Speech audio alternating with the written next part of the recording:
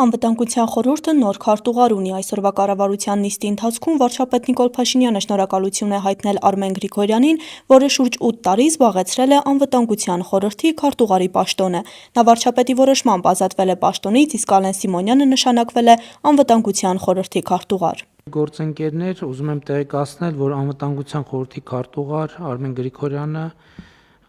այդ կարգավիճակում վերջին անգամ է ամենայն դեպս մասնակցում կառավարության նիստին, որովհետև ես որոշում եմ կայացրել իրականացնել Անվտանգության խորհրդի քարտուղարի փոփոխություն եւ ուզում եմ պարոն Գրիգորյանին նախ շնորհակալություն հայտնել նախորդ 8 տարիներին այդ պաշտոնում իր կատարած աշխատանքի համար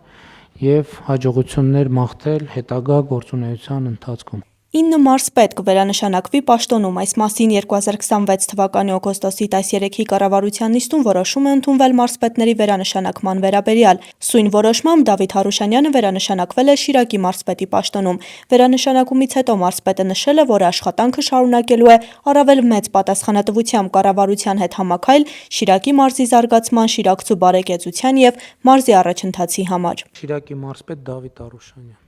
Շնորհակալություն մեծարգո վարչապետ, հարգելի գործընկերներ, նախ ուզում եմ շնորհակալություն հայտնել մեր գործընկերներին այս 1.5 տարիների ընթացքում համատեղ աշխատանքի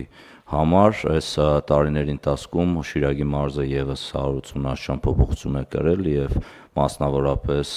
Գյումրի քաղաքը աշխատանքներ, որոնք սկսվել են ու շարունակվում են Շիրակի մարզում, մենք այս պահին մոտ 50 միլիարդ դրամի աշխատանք ենք անում, ճանապարհներ, դպրոցներ, մանկապարտեզներ, ջրամատակարարում, գազաֆիկացում, մեծ սիրով ու պատասխանատվությամբ եմ ստանձնում աշխատանքս մարզպետի պաշտոնին եւ պատրաստակամությամբ շարունակելու եմ այն աշխատանքները, այն գործունեությունը, ինչ որ ծավալել եմ մինչև այժմ։ Շնորհակալ եմ վստահության համար։ Հայկական արտադրանքի արտահանման նոր ուղղություններ եւ արտահանման աշխարհագրության ընդլայնում, այս եւ այլ թեմաներ են քննարկվել նաեւ այսօր տեղի ունեցած կառավարության նիստի ընթացքում։ Նշվել է, որ վերջին 2 ամիսների ընթացքում հայկական ծաղիկն արտահանվել է 26, միրգը 21, իսկ բանջարեղենը 14 երկիր։ Միայն հուլիսին Հայաստանից արտահանվել է 2225 տոննա պղպեղ, 1579 տոննա լոլիկ, 3.6 միլիոն հատ ծաղիկ, 7010 տոննա ծիրան, 1715 տոննա կեռաս, 430 տոննա սալոր եւ 1645 տոննա դեղց ու նեկտարին։ Կառավարությունում ընդգծվել է, որ արտահանման աշխարհագրության ընդլայնումը հայկական արտադրանքի համար նոր շուկաներ բացելու եւ արտահանման ավելի կայուն բազմազան ուղղություններ ձևավորելու հնարավորություն է։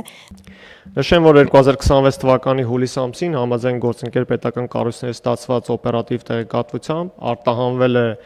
2325 տոննա պղպեղ,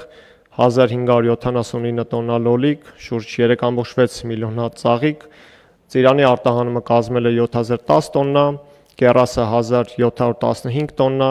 430 տոննա սալոր է արտահանվել, 1645 տոննա դեղց եւ նեկտարին եւ այդպես շարունակ, քանի որ ցանկը շատ է, բոլորը